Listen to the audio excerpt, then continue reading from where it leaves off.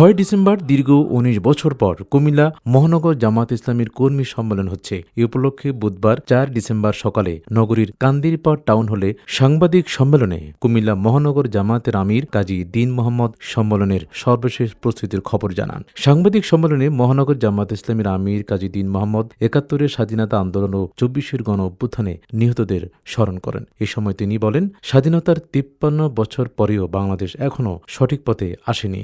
বিগত স্বৈরাচারী বিরোধী দলগুলোকে দমন করার চেষ্টা করেছে। হাসিনা সরকার মিথ্যা অজুহাত দিয়ে জামাতের নেতৃবৃন্দকে ফাঁসিতে ঝুলিয়ে হত্যা করেন। এখন আমাদের প্রতিবেশী দেশ ভারত অন্যায়ভাবে আমাদের ত্রিপুরার হাইকমিশনার ভেঙে ফেলেছে। আমরা এসব অন্যায়ের তীব্র নিন্দা জানাই।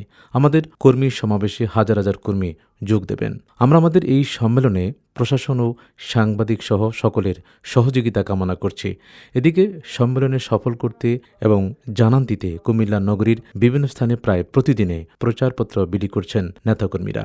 পাশাপাশি সামাজিক যোগাযোগ মাধ্যম ফেসবুকেও চালানো হচ্ছে প্রচারণা। এর মধ্যে টাউন হল মাঠে মঞ্চ তৈরি ও ডেকোরেশনের কাজ চলছে। দীর্ঘ ১৯ বছর পর কুমিল্লা টাউন হলে সম্মেলন অনুষ্ঠিত হচ্ছে। নেতাকর্মীদের মাঝে ব্যাপক আগ্রহ তৈরি হয়েছে। জামাতের গ্রহণযোগ্যতা বাড়াতে সাধারণ মানুষকে ও প্রচারপত্র বিলির মাধ্যমে আকৃষ্ট করা হচ্ছে।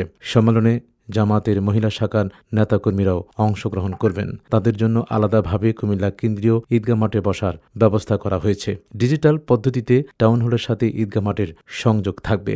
সম্মেলনে প্রধান অতিথির বক্তব্য রাখবেন বাংলাদেশ জামায়াত ইসলামীর আমির ডাক্তার শফিকুর রহমান। বিশেষ অতিথির বক্তব্য রাখবেন নায়েবে আমির ডক্টর সৈয়দ আবদুল্লাহ মোহাম্মদ তাহের, সহকারী সেক্রেটারি জেনারেল মাওলানা আবু তাহের মোহাম্মদ মাসুম ও মাওলানা আবুল হাসনাত মোহাম্মদ আব্দুল হালিম।